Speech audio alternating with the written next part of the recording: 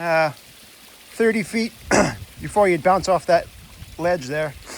You bounce off the other side, then you drop another 10-15 feet, and then you'd roll down the bottom of the ravine, bouncing down the bottom down there.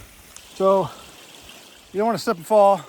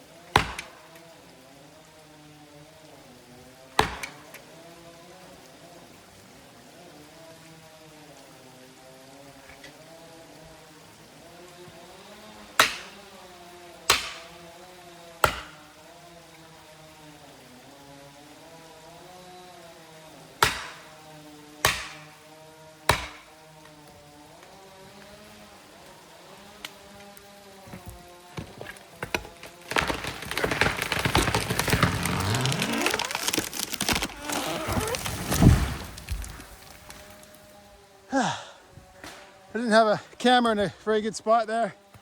I didn't know I was going to be able to wedge that. I thought I was going to have to push it with that cedar there. And it had a decent leaning back. One slip and I would have slid down over that ledge. Just sheer rock right there.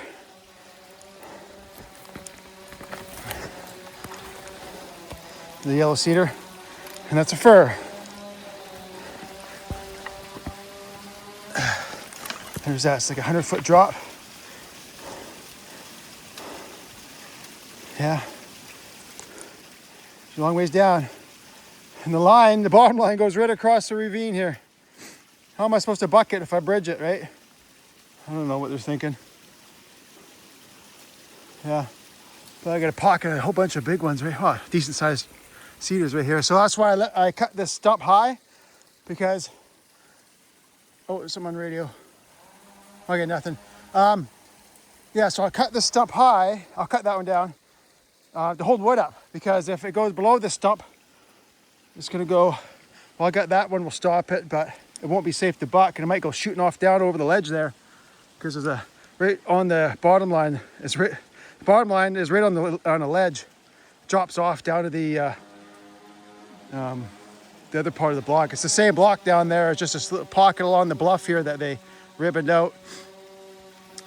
Yeah. I got quite a bit of cutting over here. Yeah. Go get that short stubby snag. Another short stubby over there. Get that one. Well, I'll go buck this too. And then I'll jump across the creek. Good thing about having the creek here in the summer is I don't have to worry about running out of water. I'm gonna fill up my water bottle and have a drink. Yeah, I can feel the cool air kind of, cool mountain air kind of cooling me down here. It feels nice. Yeah. Okay. Yeah, I'll go buck this thing. I don't know what I'll film next. What am I gonna film next? Yeah, I guess maybe that one or that one over there or something. I mean, not that big, but interested seeing how I lay it out with this giant ravine right here. Yeah, we'll see what happens. Oh, I'll pan up so you can see what I'm looking at. There you go. Yeah. Oh yeah, one other thing. This is a yellow cedar. And there's also that little stump there was also a yellow cedar. And I cut an axe handle out of it. Well, axe handle blank anyway, so I'm gonna turn this into an axe handles. It's not the greatest. There's like not there, not there. It's actually not that bad. It's not that bad. So yeah, it's so I cut this center, eh? So the center of this piece is the center of the tree. Almost. It's kind of a little crooked here. There's the center right there. Okay, I got that little crooked. I was just eyeballing it. But yeah, so when I get home, I'll make another handle out of this. Because that's eventually going to break, because that's red cedar. I was just playing around, having fun just to see how long a red cedar handle lasts, but I don't expect it to last long. No, so I'll put this handle on that head there when I get home, or when that breaks. Okay, I'm going to hike across this creek here, and we're going to go get that tree right there first. Just put this right here. Yeah.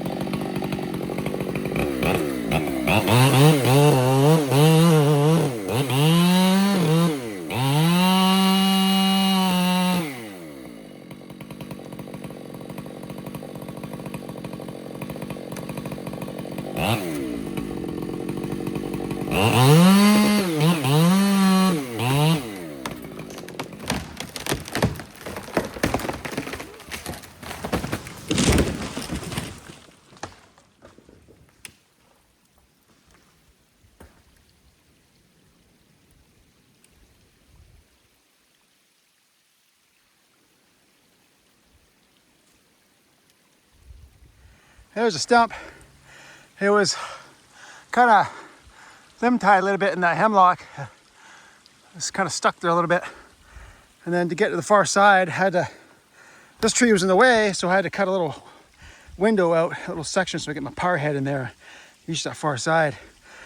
And it's all rotten in the butt, and there's that, I don't know, just the way it grows here, the cedar, it makes a really fine dust. And the wind blows it in my face, gets in my eyes, it gets in my lungs, and yeah. But I got a creek there, I can wash my face. So. Very refreshing. Okay, so what I'm probably do, probably get rid of this hemlock. Now that the cedar's down, I can get that easy access now. And then I'll get that cedar down there. And this one here is leaning this way. It's got a good lean to it. And I got another hemlock snag right there. I can take that one out. Well, I'll probably get that little hemlock first, and then I have a hole. I can get that one out. And then figure out where that big cedar's going. Yeah.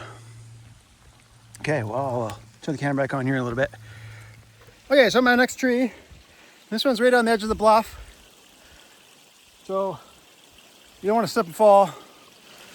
Certain death. It's like a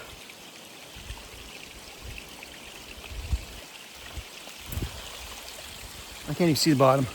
Here, turn the camera around. I'll show you something. Okay, so this is the tree. There's the ravine. What do we got here? It's only about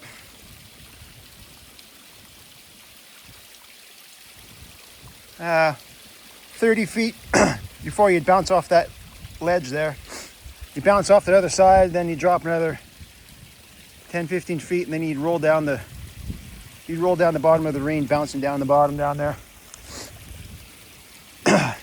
Yeah, it hurt.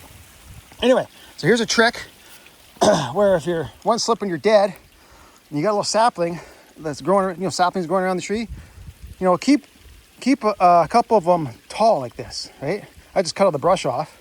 So if you slip, you got a chance you can grab that and stop yourself from falling, right? So that's what I did. So just a little trick if you're working on the edge of some bluffs and stuff, just keep something you can grab onto if you're gonna fall. You gotta be quick, but yeah, she's a long ways down. But this would be an easy one. This one here, it's not that big. And kind of straight up and down, but a lot of the limbs are on that side, so if I have to wedge it, it'll be easy. And I'm gonna dump it, probably just dump it right down there. Yeah. I won't be able to buck it. It won't be safe to buck, but I think this whole thing will fly. No, it might be a little bit too heavy. The riggers might have to get it repoed, unless the top breaks, and then it might be light enough to fly. But yeah, I got a nice cool breeze just coming up this valley up here. Just coming up the mountain, and it just feels so nice. The only thing is though, like when you're cutting, the wind blows the sawdust up into your face. But it's a sacrifice to get that nice cool breeze though. Yeah. Okay, let's start cutting this thing.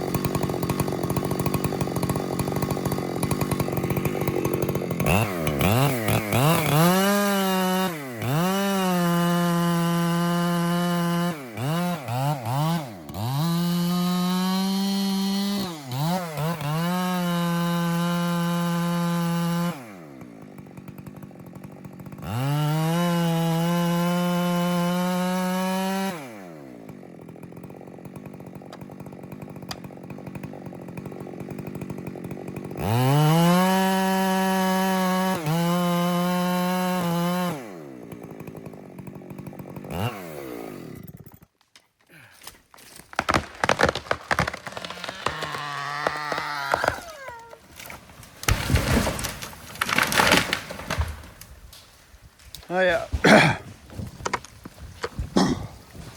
Oh, something fell down.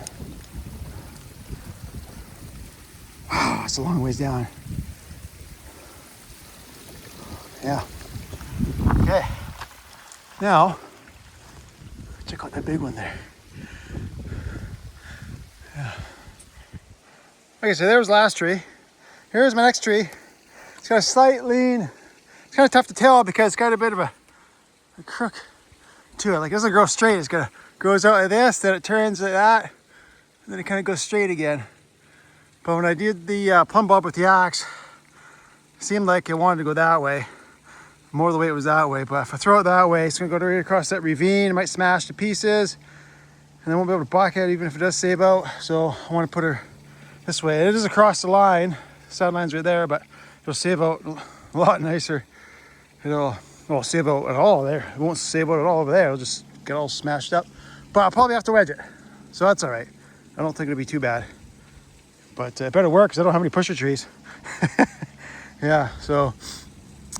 And this one's cut up because it's limb tied. This little hemlock here is limb tied and it's cut up. So yeah, I'll dump it right down there. And then there's two down there. I'm gonna fall them buck right after, and then I'll buck this one because I don't want this big one landing on those little ones over there and potentially breaking them. So that's why I am doing this one first. Oh, and I should point out, that was a snag. This was another tree. Well, this was this one right here. And I had to get this one down first. So yeah, so I did do some other cutting here, as you can see, before I started this one. So just kind of make a nice opening for this one because look at the limbs on the low side there, eh? So yeah, I'm gonna have to aim a little high because I really want to pull this tree down here. So I'll probably aim it like right into here, right there, and then I might pull down into here, which will be fine. I want the butt to slide past this stump, so it'll be nice and level with the butt. That's what I'm hoping for.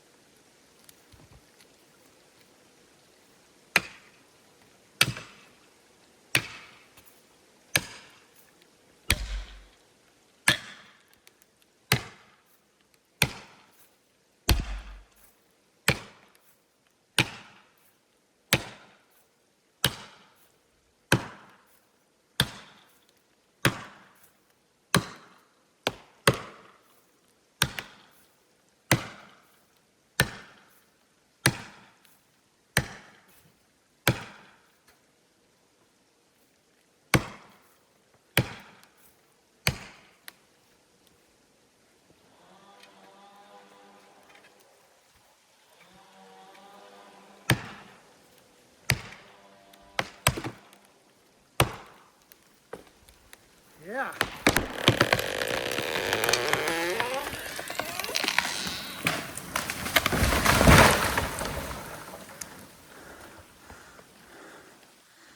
Yeah, it was a bit of wedging.